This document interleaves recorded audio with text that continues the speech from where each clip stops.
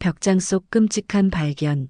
벽장을 열자 낡은 보따리에서 수의와 일기장, 그리고 찢어진 가족 사진이 나왔다.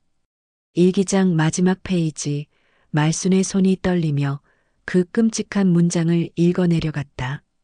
아내와 아이는 이 벽 안에 있다.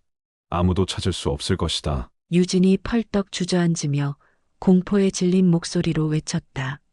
할머니, 이게 무슨 뜻인가요? 두 사람은 서로를 바라보며 같은 끔찍한 생각에 사로잡혔다. 정말 이 집 어딘가에. 서울 외곽 낡은 주택가의 아침은 언제나 조용했습니다. 좁은 골목길 양쪽으로 옹기종기 모여있는 단독주택들은 세월의 흔적을 고스란히 간직한 채 평온한 일상을 이어가고 있었죠.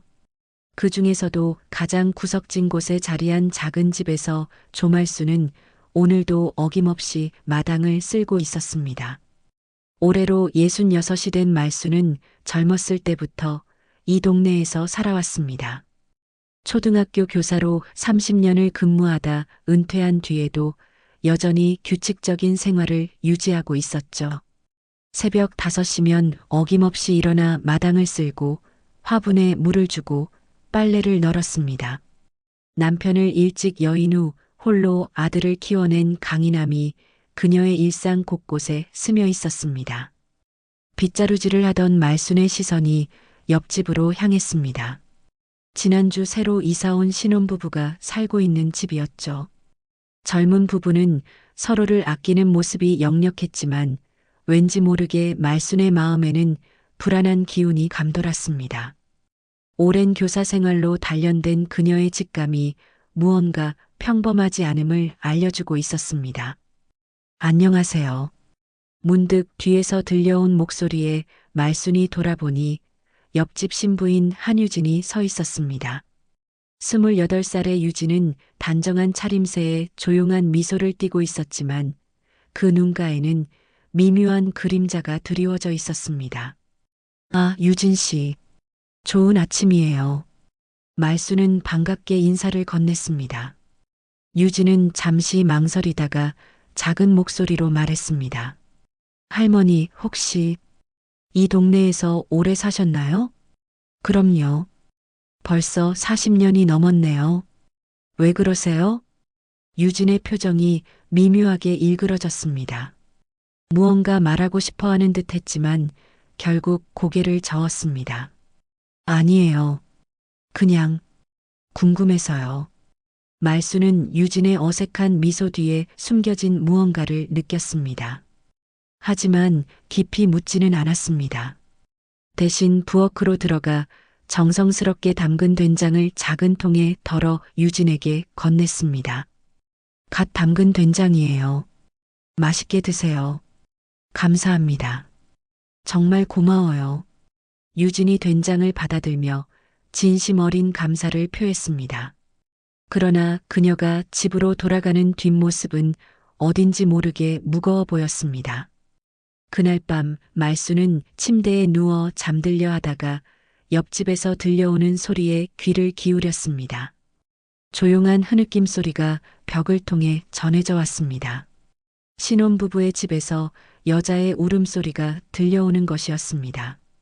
무슨 일일까?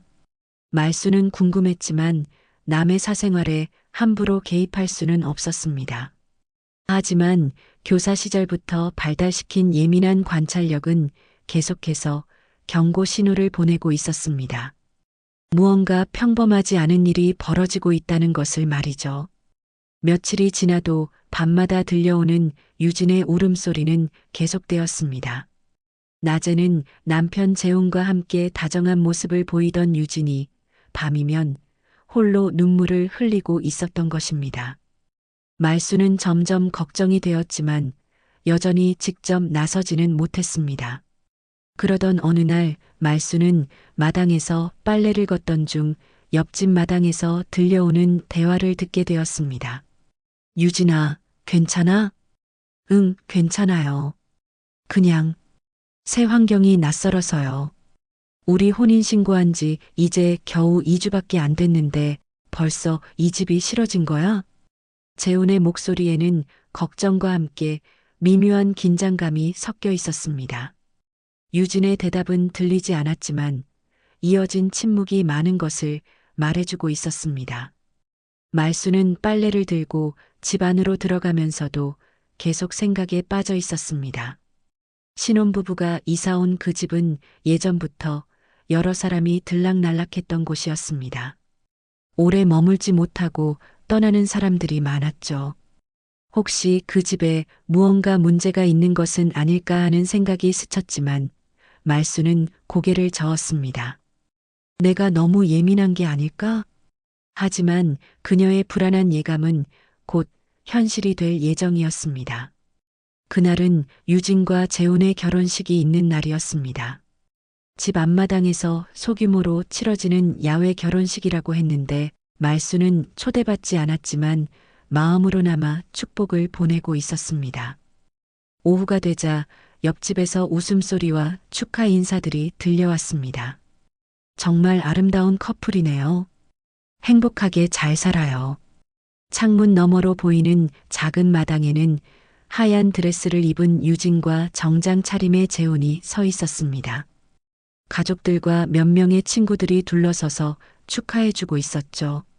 말수는 미소를 지으며 그 모습을 바라보았지만 여전히 마음 한구석에는 설명할 수 없는 불안감이 자리하고 있었습니다. 그런데 결혼식이 끝나고 30분쯤 지났을 때였습니다. 갑자기 옆집에서 비명소리가 들려왔습니다. 여보, 여보. 유진의 다급한 외침에 말수는 급히 창문으로 달려갔습니다. 마당에서 재훈이 쓰러져 있었고 유진이 그의 몸을 흔들며 울부짖고 있었습니다. 하객들이 우왕좌왕하며 구급차를 부르고 있었죠. 119입니다. 환자의 상태가 어떻게 되세요? 갑자기 가슴을 움켜쥐더니 쓰러졌어요. 빨리 와주세요. 말수는 급히 집을 나서서 옆집으로 달려갔습니다. 오랜 교사 생활로 단련된 침착함으로 상황을 파악했습니다. 재훈은 이미 의식을 잃은 상태였고 얼굴이 창백해져 있었습니다.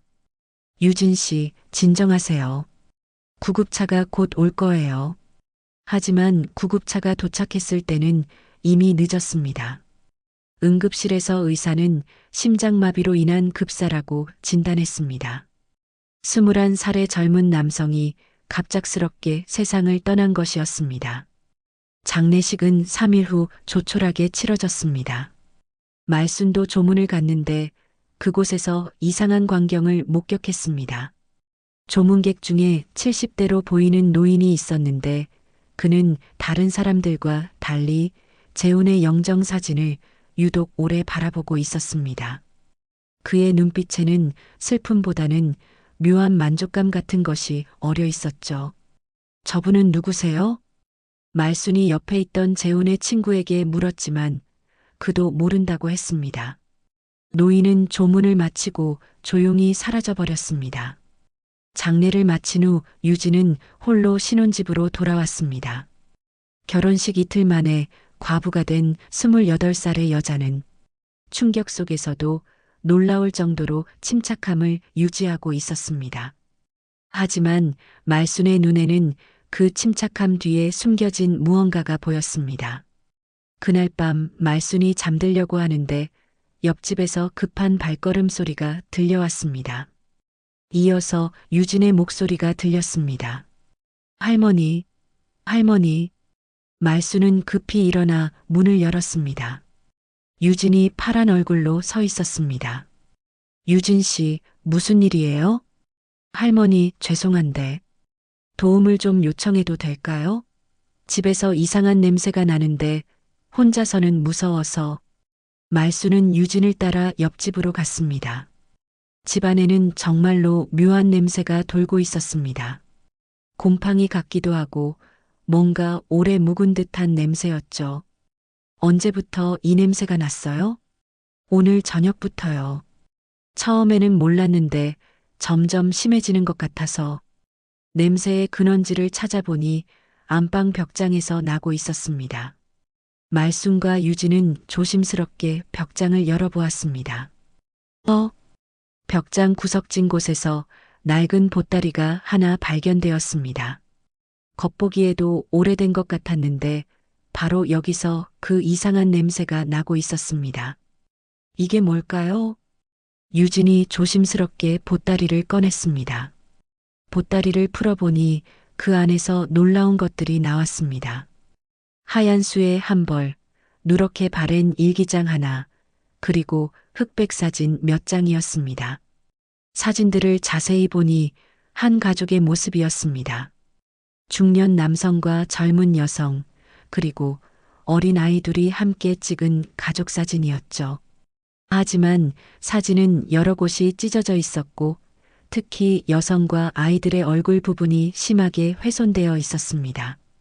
이 사진, 누구일까요? 유진이 떨리는 목소리로 물었습니다. 말수는 일기장을 조심스럽게 펼쳐보았습니다. 첫 페이지에 이름이 적혀 있었습니다. 문우섭의 일기. 그 순간 말순의 기억 속에서 무언가가 떠올랐습니다. 문우섭. 어디서 들어본 이름이었습니다. 그리고 일기장을 넘기면서 읽게 된 한 문장이 두 사람을 경악하게 만들었습니다. 아내와 아이는 이 벽 안에 있다. 아무도 찾을 수 없을 것이다. 유진이 펄떡 주저앉으며 말했습니다. 할머니, 이게 무슨 뜻인가요? 말순의 얼굴도 창백해졌습니다. 교사 시절의 기억이 조금씩 되살아나고 있었습니다. 문호섭이라는 이름, 그리고 그와 관련된 어떤 사건들이 희미하게 떠오르고 있었죠. 그날 밤 두 사람은 잠들 수 없었습니다. 발견된 유품들이 단순한 우연의 산물이 아니라는 것을 직감적으로 알 수 있었기 때문입니다. 무언가 끔찍한 진실이 이 집에 숨겨져 있다는 것을 말이죠. 다음 날 아침 말수는 평소보다 일찍 일어나 문호섭의 일기장을 다시 펼쳐보았습니다. 밤새 뒤척이며 떠올린 기억의 조각들이 점점 선명해지고 있었습니다. 문호섭. 그 이름이 왜 익숙했는지 이제 알 것 같았습니다. 그래, 호섭이. 말수는 중얼거리며 일기장을 넘겼습니다. 30년 전 자신이 담임을 맡았던 학급에 문호섭이라는 아이가 있었습니다. 조용하고 내성적인 아이였는데 가끔 멍이 든 채로 학교에 오곤 했었죠. 그때는 단순히 활발한 아이가 넘어져서 다쳤다고 생각했었는데 일기장의 내용은 점점 충격적이었습니다. 호섭의 아버지가 쓴 것으로 보이는 이 일기는 1989년부터 시작되어 있었습니다. 처음에는 평범한 가족 이야기였지만 페이지를 넘길수록 내용이 어두워졌습니다. 아내가 또 나를 의심한다. 아이들 앞에서 소리를 지른다. 오늘은 참을 수 없어서 아내를 때렸다. 아이들이 울었다. 아내가 이혼하자고 한다. 절대 그럴 수는 없다. 말순의 손이 떨렸습니다. 그리고 마지막 부분에 적힌 끔찍한 문장들을 읽으며 등골이 서늘해졌습니다. 더 이상은 안 된다. 아내와 아이들이 나를 떠나려고 한다. 벽 뒤편에 공간을 만들었다. 아무도 모를 것이다. 이제 우리는 영원히 함께할 수 있다. 그때 옆집에서 유진의 목소리가 들려왔습니다. 할머니, 할머니. 말수는 급히 일기장을 들고 옆집으로 갔습니다. 유진은 컴퓨터 앞에 앉아 있었는데 화면에는 부동산 등기부등본이 떠 있었습니다. 할머니, 이 집 이력을 조회해 봤어요. 정말 이상한 일들이 많이 있었더라고요. 유진이 화면을 가리키며 설명했습니다. 이 집은 1989년 문호섭 명의로 되어 있었는데 그의 말 갑자기 실종 신고가 접수되었다고 했습니다. 그 후 몇 년간 빈집으로 방치되다가 여러 사람 손을 거쳐 지금에 이르렀다는 것이었습니다. 그런데 더 이상한 건 이거예요.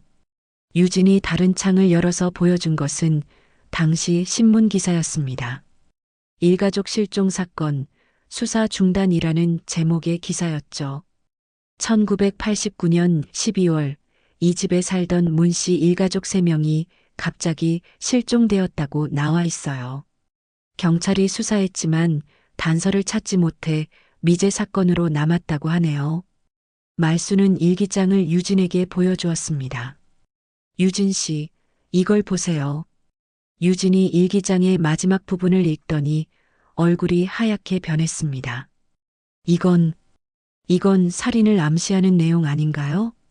그런 것 같아요. 그리고 제가 기억하기로는 말수는 깊게 숨을 들이쉬었습니다. 호섭이라는 아이가 제 학급에 있었어요. 30년 전 일이지만 아직도 기억나는 게 어느 날 갑자기 학교에 안 나왔거든요. 그때 호섭이가 교실에서 울면서 하던 말이 말순의 목소리가 떨렸습니다. 엄마가 벽에 갇혔다고 했어요. 아빠가 엄마와 동생을 벽 안에 넣어버렸다고. 유진이 손으로 입을 막았습니다. 그럼 정말로. 네, 아마도 이 집 어딘가에. 두 사람은 서로를 바라보며 같은 생각을 하고 있었습니다. 혹시 이 집 벽 어딘가에 30년 전 실종된 가족이 있는 것은 아닐까 하는 끔찍한 상상을 말이죠. 벽장 뒤쪽을 확인해 봐야겠어요. 유진이 결심한 듯 말했습니다. 말순도 고개를 끄덕였습니다. 진실을 밝혀야 한다는 의무감이 두려움보다 컸습니다. 두 사람은 벽장을 자세히 살펴보기 시작했습니다. 벽장의 뒤쪽 벽을 두드려 보니 다른 부분과 소리가 달랐습니다. 마치 뒤쪽에 빈 공간이 있는 것처럼 둔탁한 소리가 났죠. 여기에요. 유진이 흥분된 목소리로 말했습니다. 벽장 뒤편 벽의 일부분이 다른 벽돌로 되어 있었습니다. 색깔도 약간 달랐고 시멘트로 발라놓은 부분도 다른 곳보다 거칠었습니다. 이 부분이 나중에 막힌 것 같아요. 말순이 벽을 만져보며 말했습니다. 확실히 원래 벽과는 다른 재질이었습니다. 할머니, 정말 이곳에 확인해 봐야죠.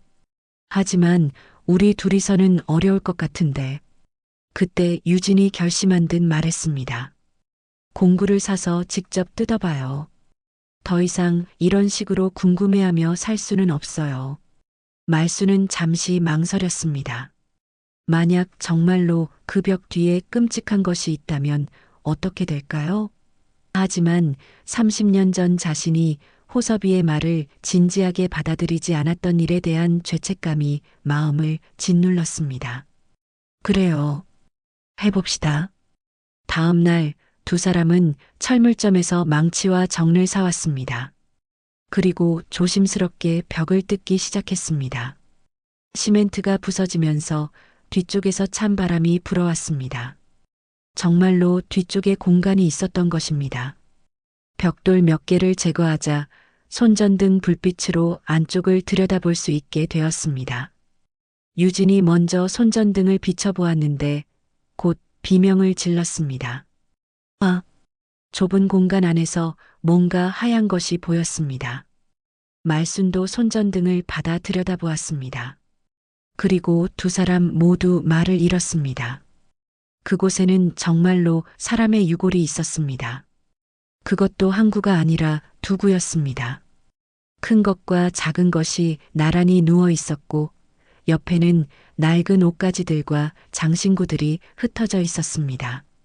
30년 전 실종된 호섭의 어머니와 동생이 정말로 이곳에 있었던 것입니다. 유골을 발견한 순간 유진은 주저앉으며 손으로 입을 막았습니다. 말순도 충격으로 한동안 말을 잇지 못했습니다. 30년 동안 이 좁은 공간에 갇혀 있었던 모자의 유골 앞에서 두 사람은 경악을 금치 못했습니다. 할머니, 이제 어떻게 해야 하죠? 유진의 목소리가 떨렸습니다.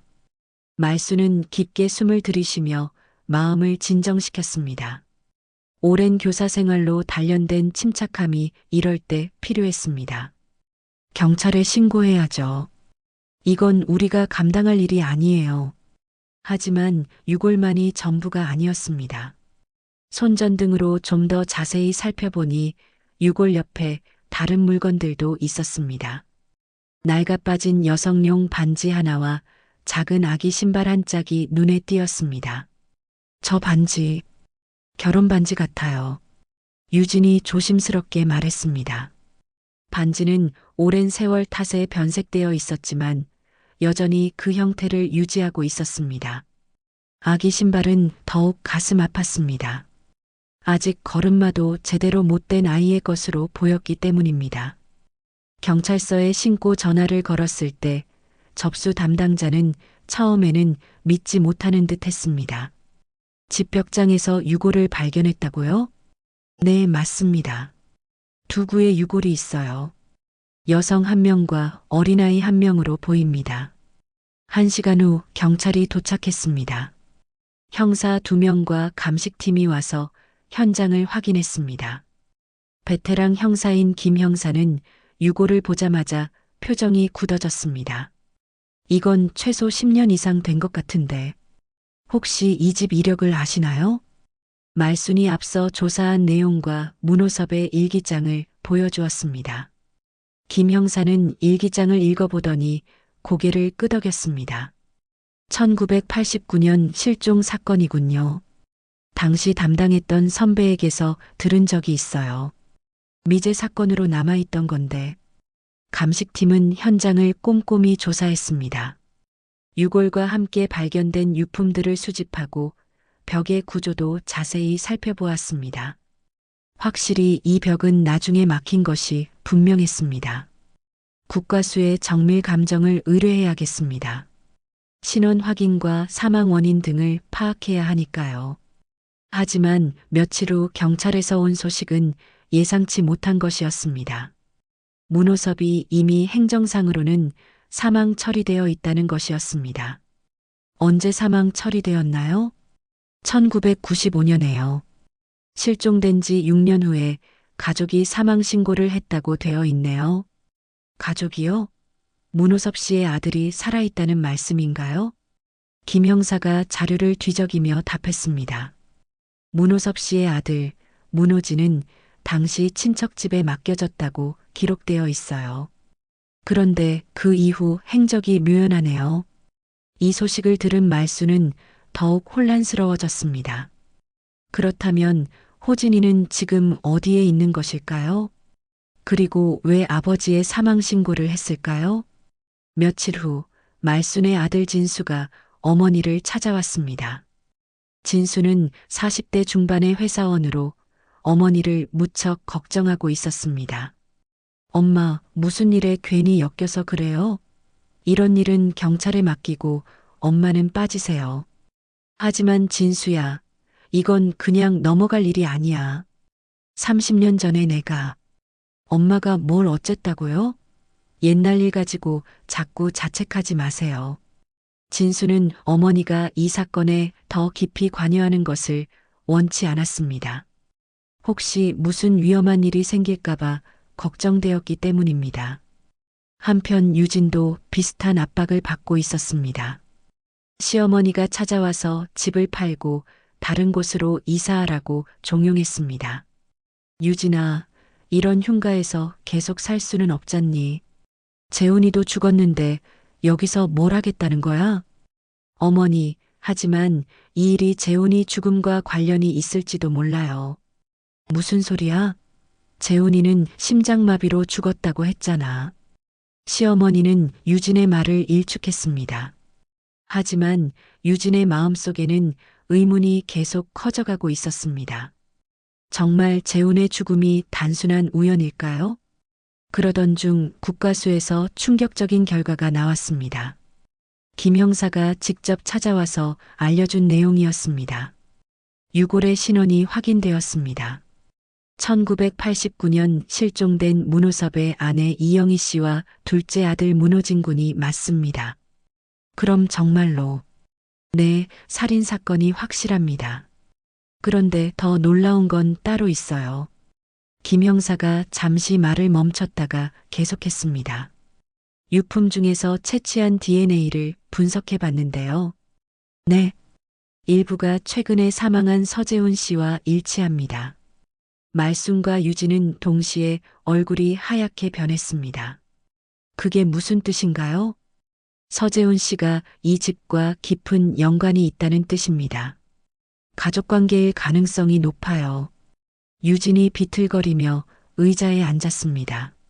그럼 재훈이가 호진이의 형제라는 말씀인가요? 그럴 가능성이 매우 높습니다. 정확한 것은 더 조사해 봐야겠지만요. 이 충격적인 사실 앞에서 유진은 혼란에 빠졌습니다. 자신이 결혼한 남자가 살인 사건과 연관되어 있다는 것도 믿기 어려웠지만 더욱 무서운 것은 재훈이 이 사실을 알고 있었을지도 모른다는 것이었습니다.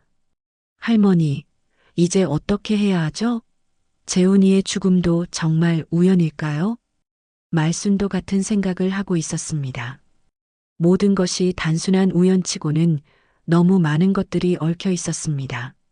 그리고 결혼식 날 보았던 그 의문의 노인이 계속 신경 쓰였습니다. 진실은 점점 더 복잡하고 어두운 방향으로 흘러가고 있었습니다. 재훈과 이 집의 연관성이 밝혀진 후 유진은 며칠 동안 잠을 이루지 못했습니다. 자신이 사랑했던 남편이 과연 누구였는지 의문이 들기 시작했기 때문입니다. 재훈은 이 집의 과거를 알고 있었을까요? 아니면 정말 모든 것이 우연의 일치였을까요? 그러던 중 김 형사에게서 다시 연락이 왔습니다. 국과수에서 추가 결과가 나왔다는 것이었습니다. 더 정밀한 DNA 분석 결과입니다. 김 형사는 심각한 표정으로 말했습니다.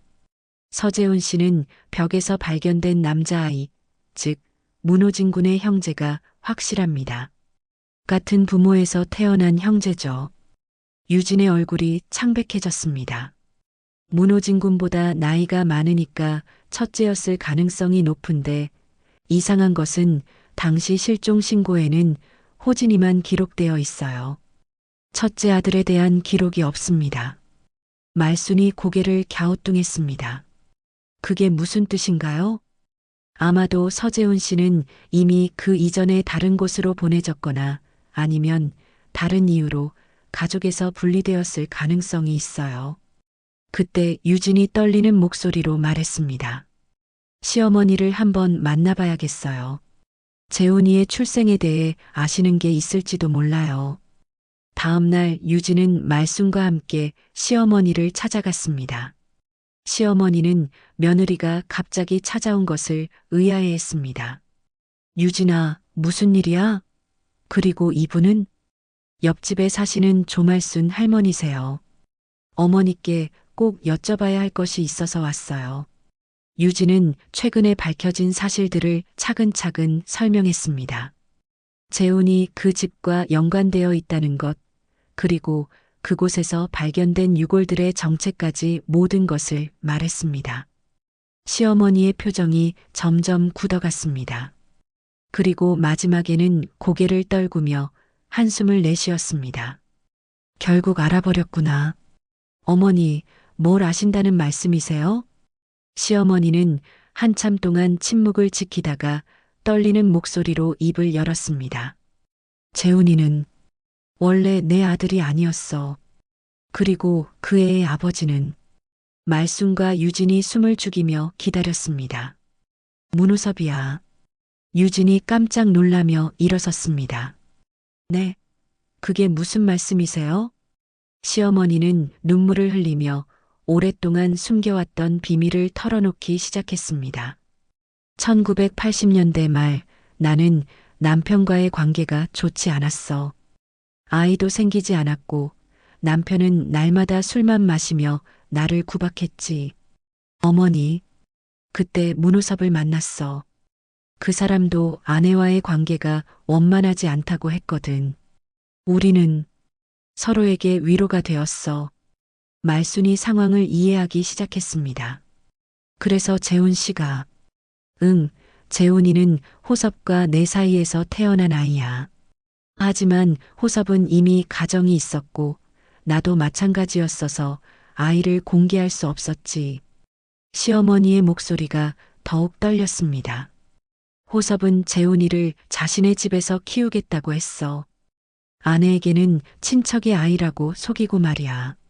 그래서 재훈이는 문호수라는 이름으로 호섭의 집에서 자랐어. 유진이 손으로 입을 막았습니다. 그럼 재훈이는 이영희 씨의 친아들이 아니었던 거네요? 맞아. 이영희 씨는 재훈이를 친아들처럼 사랑해줬지만 혈연 관계는 아니었어. 호진이만이 이영희 씨의 친아들이었지. 말순이 복잡한 표정을 지었습니다. 그럼 호섭이 아내와 둘째 아들을 죽였을 때 재훈이만은 살려준 거야. 자신의 친아들이니까. 그리고 그 아이를 내게 다시 맡겼어.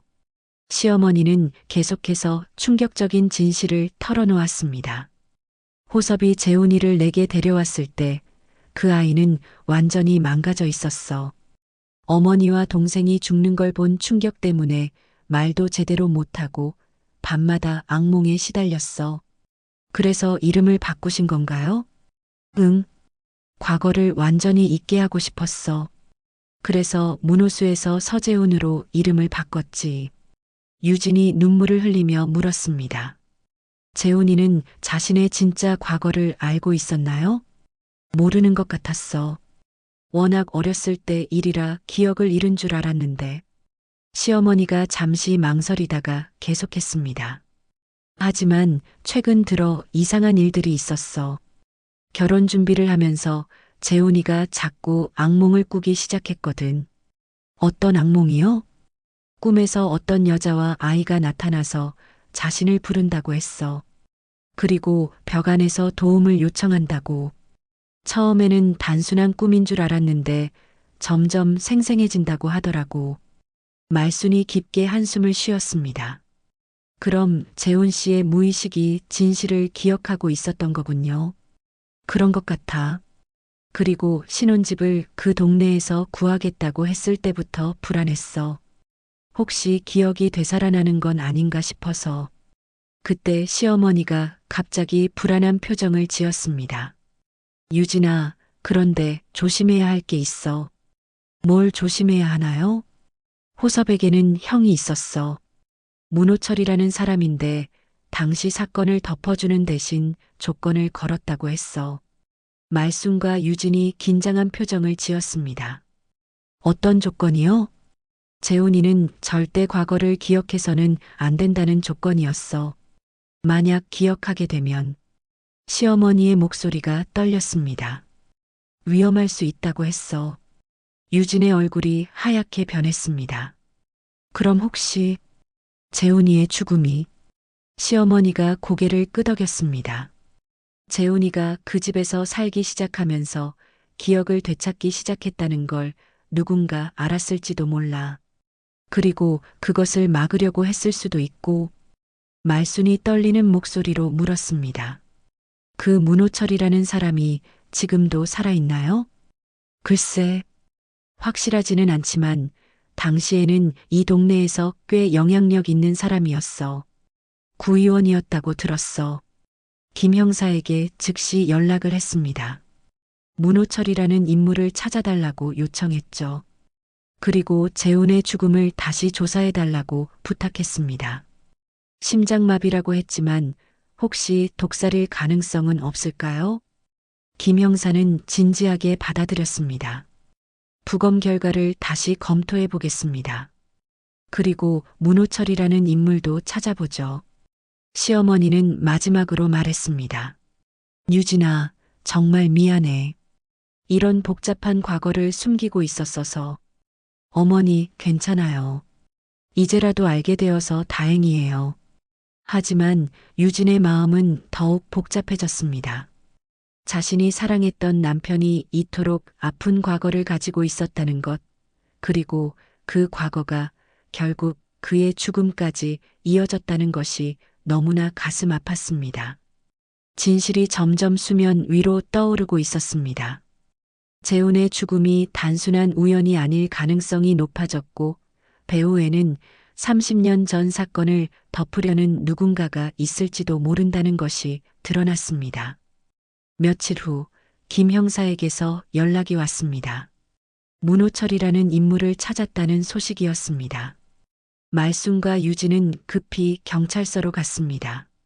문호철은 현재 70세입니다. 이 동네에서 부동산업을 하며 지역 유지로 활동했던 사람이에요. 김 형사가 자료를 보여주며 설명했습니다. 그런데 흥미로운 사실이 있어요. 1989년 당시 이 사람이 지역 구의원이었거든요.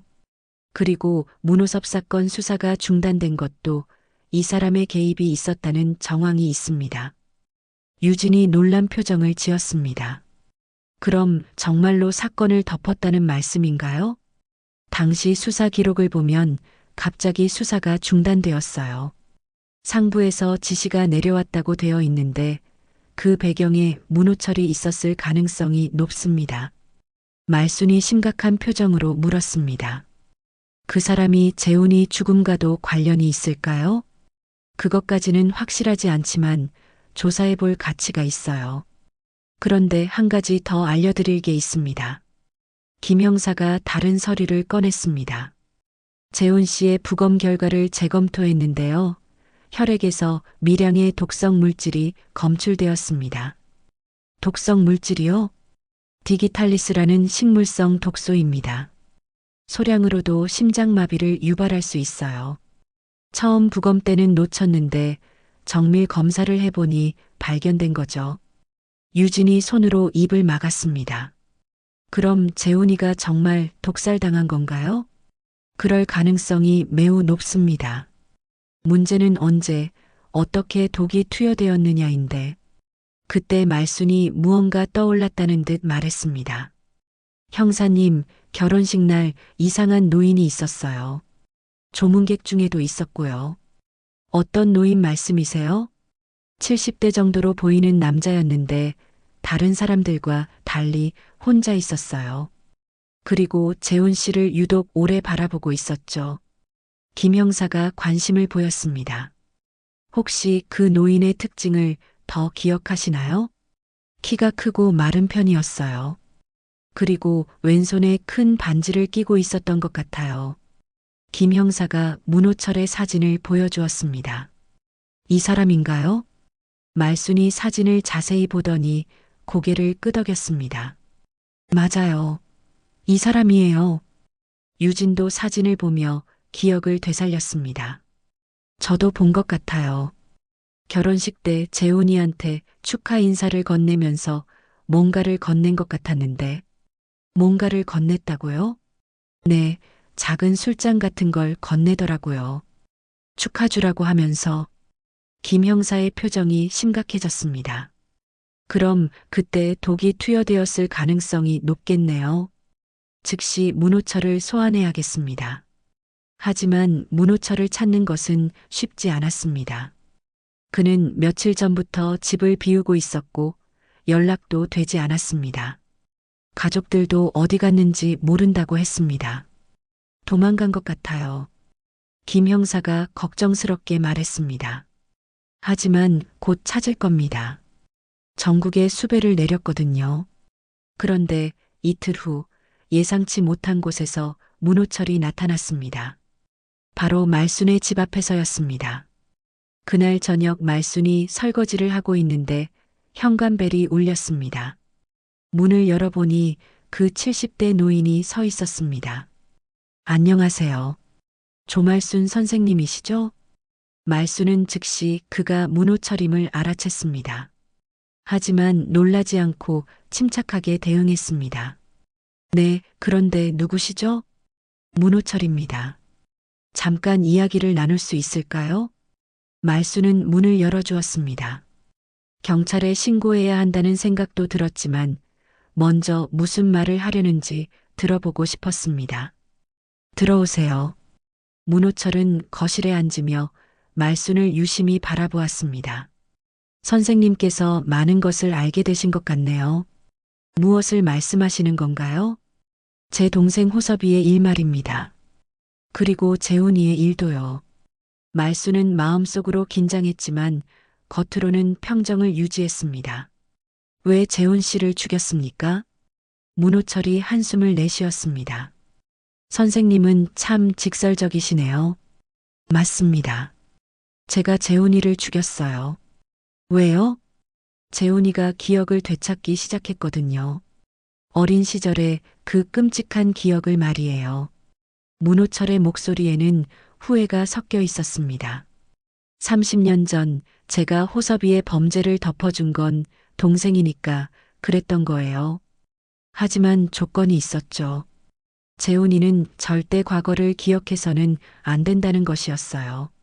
그래서 기억을 되찾으려고 하자 죽인 건가요?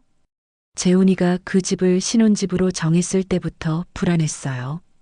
혹시 무의식 중에 기억이 되살아나는 건 아닌가 싶어서요. 문호철은 계속해서 자신의 이야기를 털어놓았습니다. 결혼식 며칠 전 재훈이가 저를 찾아왔어요. 어릴 때 기억이 조금씩 떠오른다면서 혹시 자신의 진짜 가족이 누구인지 아느냐고 물어보더라고요. 그래서 죽이기로 결심한 건가요? 다른 방법이 없었어요. 만약 재훈이가 모든 걸 기억하게 되면 30년 전 일이 다시 수면 위로 떠오를 테니까요. 저도 공범이나 다름없거든요. 말순이 분노에 찬 목소리로 말했습니다. 그래서 죄 없는 젊은이를 죽인 건가요? 죄송합니다. 하지만 이미 돌이킬 수 없는 일이에요.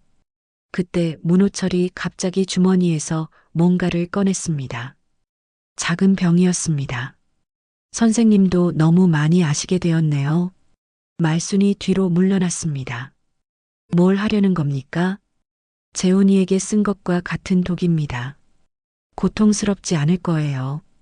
그 순간 현관문이 열리며 유진이 들어왔습니다. 그리고 상황을 파악하자마자 큰 소리로 외쳤습니다. 경찰이 와요. 이미 신고했어요. 문호철이 당황하며 일어섰습니다. 정말로 멀리서 사이렌 소리가 들려오고 있었습니다. 이런.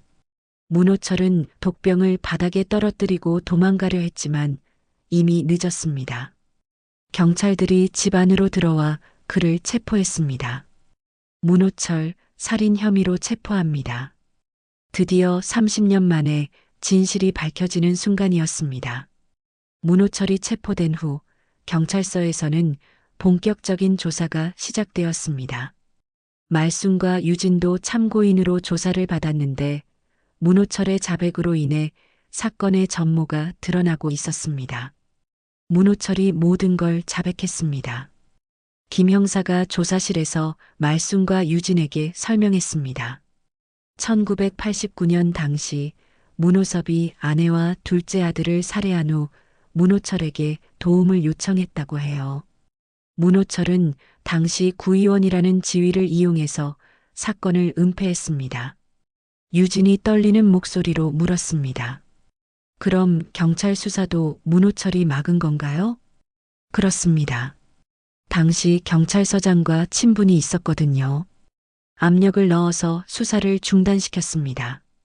말순이 분노에 찬 표정으로 말했습니다.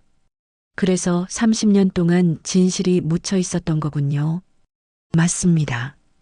그리고 문호철은 호섭이 죽은 후에도 계속 이 비밀을 지켜왔어요. 재훈 씨가 과거를 기억하지 못하도록 감시하면서 말이죠. 김 형사는 계속해서 충격적인 사실들을 알려주었습니다. 문호철의 진술에 따르면 재훈 씨가 결혼 준비를 하면서 그 집 근처를 자주 맴돌기 시작했다고 해요. 그리고 결혼식 일주일 전쯤에 문호철을 직접 찾아갔다고 합니다. 재훈이가 뭐라고 했나요? 유진이 간절한 목소리로 물었습니다. 어릴 때 기억이 조금씩 되살아나고 있다고 했답니다. 특히 꿈에서 어떤 여자와 아이가 자꾸 나타나서 도움을 요청한다고 했어요. 말순의 눈에서 눈물이 흘러내렸습니다. 그럼 재훈 씨는 돌아가신 어머니와 동생의 존재를 느끼고 있었던 거네요. 그런 것 같습니다. 문호철은 그때부터 재훈 씨를 제거할 계획을 세웠다고 자백했어요. 어떻게 독을 구했나요? 문호철은 예전에 정원 가꾸기가 취미였다고 해요. 디기탈리스는 관상용 식물로도 기를 수 있거든요. 그 꽃에서 독을 추출한 거죠. 유진이 주먹을 꽉 쥐었습니다. 그 사람이 결혼식에 와서 재훈이에게 축하주라며 독을 먹인 거군요. 네, 맞습니다. 문호철은 재훈 씨가 의심하지 않도록 가족의 지인인 척 접근했어요. 그런데 김 형사가 갑자기 심각한 표정을 지었습니다. 하지만 한 가지 더 문제가 있습니다. 뭔가요? 문호철이 혼자 움직인 게 아닐 가능성이 있어요. 이런 일을 30년 동안 은폐하려면 더 많은 사람들의 도움이 필요했을 테니까요. 말순이 불안한 표정을 지었습니다. 그럼 공범이 더 있다는 말씀인가요? 그럴 가능성이 높습니다. 문호철 혼자서는 당시 경찰 수사를 중단시키고 행정 처리를 조작하기가 어려웠을 거예요. 그때 조사실 문이 열리며 다른 형사가 들어왔습니다. 김 형사님, 중요한 발견이 있어서 왔습니다. 뭘 발견했나요? 문호철의 휴대폰 통화 기록을 분석해 봤는데 재훈 씨 결혼식 전날 밤에 누군가와 통화를 했어요. 통화 시간이 30분이나 됩니다. 상대방이 누구죠? 현재 시청에서 근무하는 박모 씨입니다. 당시 경찰서에서 근무했던 사람이에요. 김 형사의 표정이 굳어졌습니다. 그럼 경찰 내부에도 공범이 있었다는 거군요.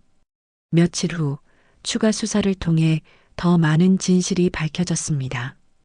박 씨는 1989년 당시 문호섭 사건 담당 형사였는데 문호철로부터 금품을 받고 수사를 축소했다는 것이 드러났습니다. 총 4명이 이 사건에 연루되어 있었습니다. 김 형사가 최종 수사 결과를 발표했습니다. 문호철과 박 씨, 그리고 당시 경찰서장과 구청 공무원 1명이 더 있었어요. 모두 체포되었나요? 네, 모두 구속되었습니다. 30년 만에 진실이 밝혀진 거죠. 하지만 말순의 마음은 여전히 무거웠습니다. 진실이 밝혀졌지만 죽은 사람들은 돌아오지 않았기 때문입니다. 형사님, 제가 고백할 게 있어요. 뭘 말씀하시려는 건가요? 말순은 깊게 숨을 들이쉬었습니다. 30년 전 호진이가 학교에서 엄마가 벽에 갇혔다고 말했을 때 저는 그냥 아이의 상상이라고 생각했어요. 유진이 말순의 손을 잡았습니다. 할머니, 만약 그때 제가 좀 더 관심을 가지고 신고를 했다면 이런 일들이 일어나지 않았을지도 몰라요. 말순의 목소리가 떨렸습니다. 호섭이 어머니와 동생도 살릴 수 있었을 테고 재훈 씨도 죽지 않았을 거예요. 김 형사가 따뜻한 목소리로 말했습니다. 선생님, 그건 선생님 잘못이 아닙니다. 당시 상황에서는 누구나 그렇게 생각했을 거예요. 하지만 말순은 여전히 자책하고 있었습니다. 교사로서 아이들을 보호해야 할 의무가 있었는데 그 의무를 다하지 못했다는 생각 때문이었습니다. 그날 밤 유진은 말순을 위로하며 말했습니다. 할머니, 이제라도 진실이 밝혀진 것만으로도 다행이에요. 재훈이도 이제 편안히 쉴 수 있을 거예요. 정말 그럴까요? 네, 그리고 할머니께서 끝까지 포기하지 않으셨기 때문에 가능한 일이었어요. 말순은 유진의 말에 조금씩 마음을 달랬습니다.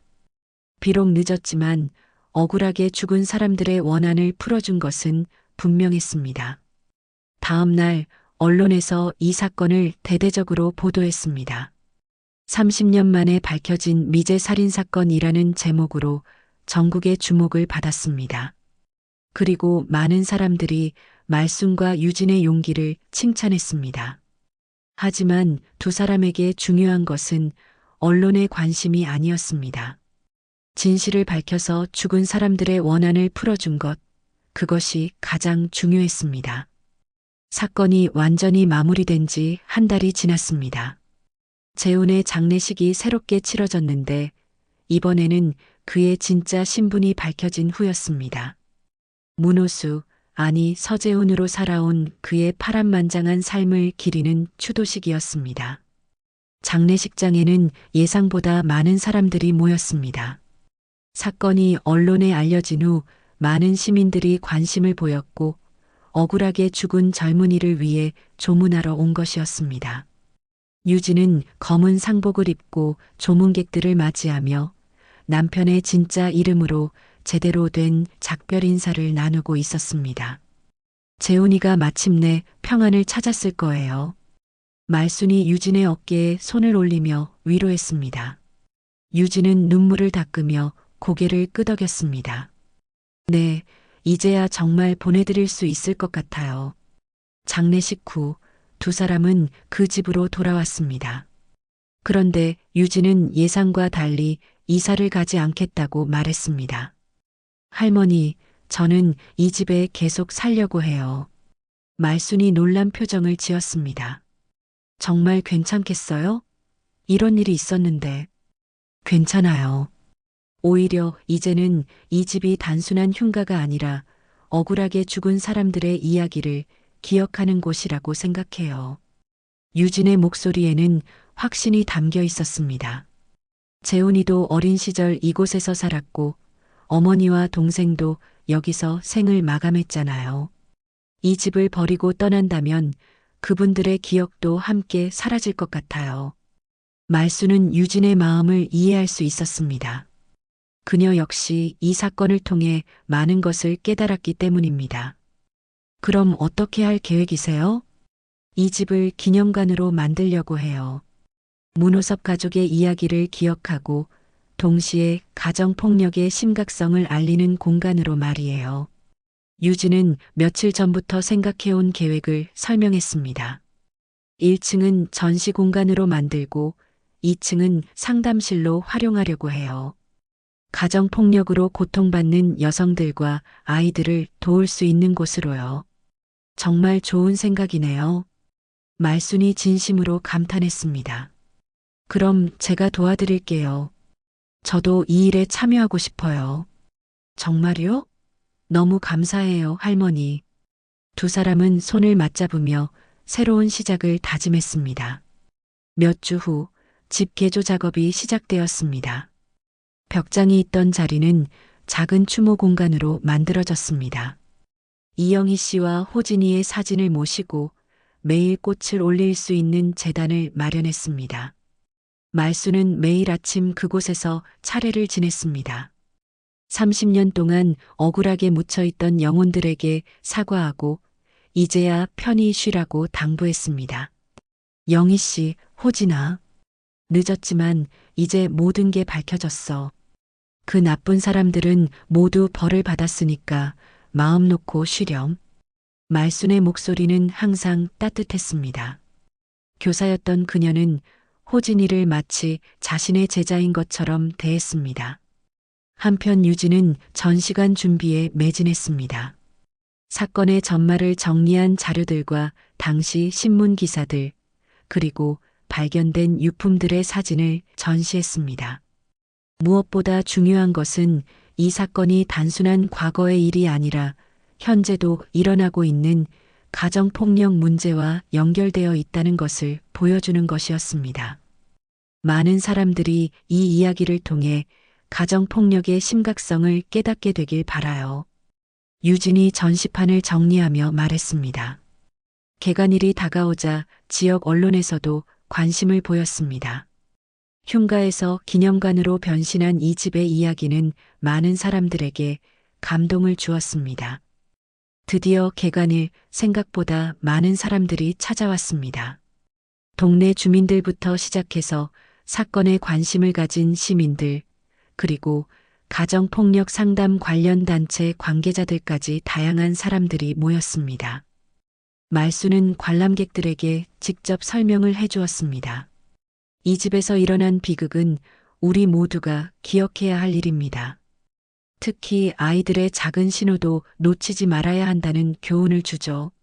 한 관람객이 질문했습니다. 할머니께서는 이 일을 통해 무엇을 느끼셨나요? 말수는 잠시 생각에 잠기더니 진심 어린 목소리로 답했습니다. 후회를 많이 했어요. 30년 전에 좀 더 관심을 가졌다면 이런 비극을 막을 수 있었을지도 모르거든요. 하지만 이제는 그 후회를 행동으로 바꾸려고 해요.